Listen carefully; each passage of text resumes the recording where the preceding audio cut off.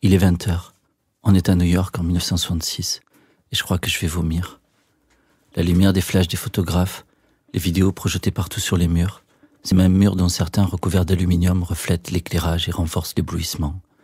Les bijoux, les strass, les paillettes, les verres qui teintent, les dents qui s'illuminent, les pupilles qui se dilatent, les cœurs qu'on peut presque entendre battre de plus en plus fort à l'unisson. C'est peut-être cette harmonie, cette alchimie que veut créer Andy en nous plaçant là tous ensemble. Des fois, il me rappelle les vieilles voisines de mon quartier quand elles préparaient méticuleusement leur ramen. Chaque ingrédient, chaque épice, la chaleur, le temps de cuisson, tout avait de l'importance. C'est ce que je ressens à chaque fois que je viens à la factory, comme si on était tous des ingrédients soigneusement choisis par Andy pour créer son ragoût à lui. Ce soir, c'est la première fois qu'on joue. Enfin, pour de vrai quoi. Et putain, commencer par un geek devant un tel public, ça vous fout les tripes à l'air. C'est ce soir que Lewis meurt. Ce soir que Lou devient.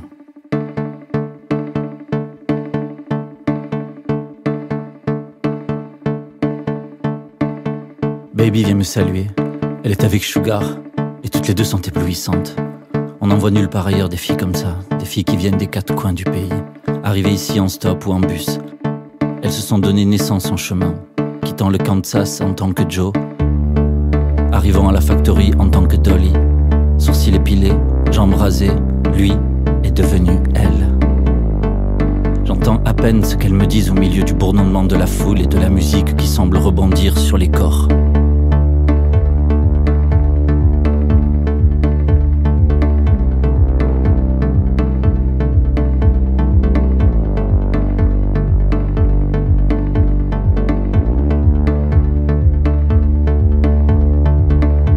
C'est bizarre parfois la vie. C'est peut-être ça qu'on appelle le destin.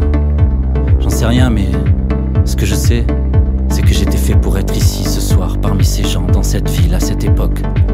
Tout en moi était à l'étroit avant, et n'attendait qu'à éclore ici, maintenant. C'est vrai que pour un petit garçon juif de Brooklyn, je paraissais plus destiné à devenir comptable comme mon père ou avocat comme mon oncle Abel. Tout, sauf Lou, du Velvet Underground. Mais il y a de tout à la factory. Des jeunes, des vieux, des femmes, des hommes. Et tout entre les deux. Des riches, des pauvres, des junkies, des fous. On est tous là et plus personne n'existe réellement. On est comme un magma, une énergie, un monde nouveau où l'individu disparaît derrière le collectif. Andy dit qu'un jour, tout le monde aura son quart d'heure de célébrité. Je sais pas si c'est vrai. Je sais même pas si c'est ce qu'on souhaite. J'ai l'impression que si on est ici, c'est surtout pour disparaître. Disparaître comme un truc négatif et définitif, plutôt se délester de l'ego, oublier le passé, la famille, les problèmes et les angoisses et pouvoir se réinventer. Ici, on n'est pas Jack, Annie ou Lewis. Ici, on est Ultraviolet, Candy Darling, Hollywood Lawn. Ici, on façonne celui qu'on veut être, homme ou femme, humain ou plus que ça. Moi, je me suis toujours senti trop à l'étroit dans le costume de Lewis Alan Reed. Devenir Lou du Velvet Underground, c'est pour ça que je suis né et c'est ce soir la délivrance. Sterling, Joe et Mo me font un signe. C'est l'heure. Je sens l'adrénaline monter, mon pouce accélère, je peux presque l'entendre battre contre mes tympans comme un...